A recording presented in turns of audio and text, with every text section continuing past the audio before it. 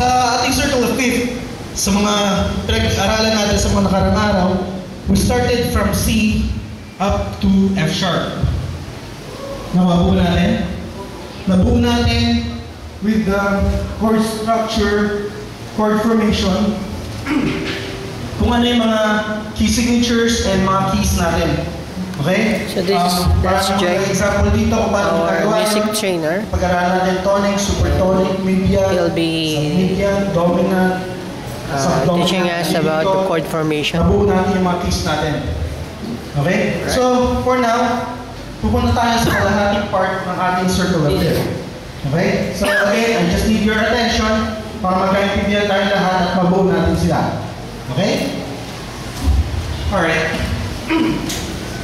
So, dito sa ating circle of fifth, kung mapapansin natin, yung kabilang part, hindi pa natin buo. Ang circle